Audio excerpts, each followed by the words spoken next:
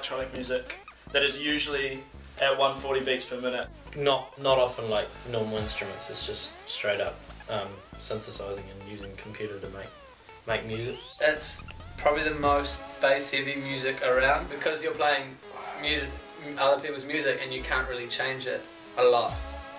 All you can do is change how you present it, and so you want to do it in the best possible way.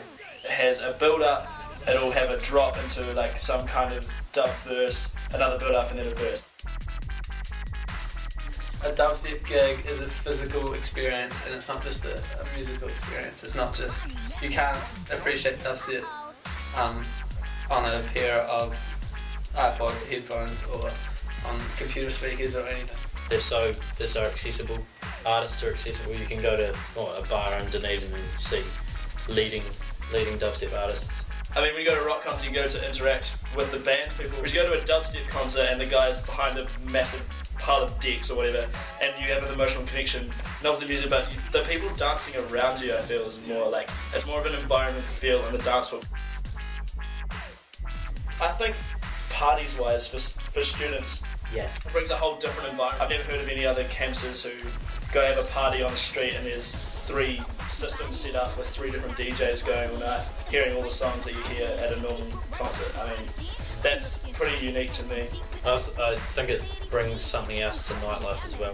Instead of just wandering, you can sort of you can go out and have a purpose and see something that is sort of acknowledged in England, that Dunedin is one of the best places to come perform, and it's one of the sort of dubstep capitals, drum and bass capitals of the world. So for DJs to respect the fact that they're going to come down here and everyone is going to be going crazy at their gigs for them, it's pretty cool for them to have that.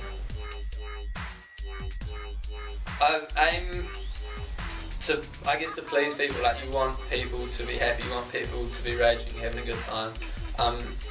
You want good feedback. Someone comes to you and says like, that drop was sick, or like, I like those 2 songs together, then you've kind of succeeded in what you've done, and you probably get asked back to DJ from someone else if they still like you. So I mean, it's a bit of self-preservation. Big systems cost money, and for a lot of parties and a lot of people, they can get a mid-range one, which is kind of good, but I mean, until you're touring, playing at bars or whatever, you're not going to get a big enough system to really show what you can do. There is an association between drugs and electronic music, specifically ecstasy. These things just enhance what people already enjoy. Just makes everything that much better. Like, physically it feels a lot better, you're happier. A lot of it's going to sound quite the same for about a 10-minute, 15-minute stretch, and I mean, if you're on something, all of it sounds the same in 15 minutes, and that's what gives you the kick of, oh my god, this is amazing, like I'm not getting bored. I can understand people going, needing that kind of kick over it.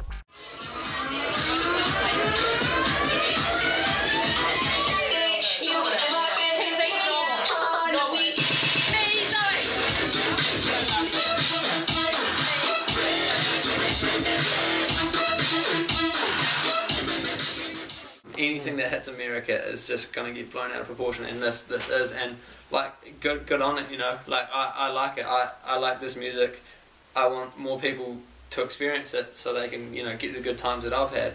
So I'm not really worried that it's blowing up. I'm not really worried about where it goes from here. I think, you know, it's a never-ending sort of progression which will just keep going and keep going. That's the way the music business works. They find a formula that works, people buy, and it just gets spread across the entire industry and just gets smashed. And I mean, if this dubstep thing does catch on with Britney Spears getting it, then I mean, for the next couple of years, it's what we're gonna be hearing. When you think about Dunedin and you think about students, you kind of think about just straight up beer drinking and causing havoc. But I think sort of like the new age Scarfy, you could say, is more of a gig Scarfy.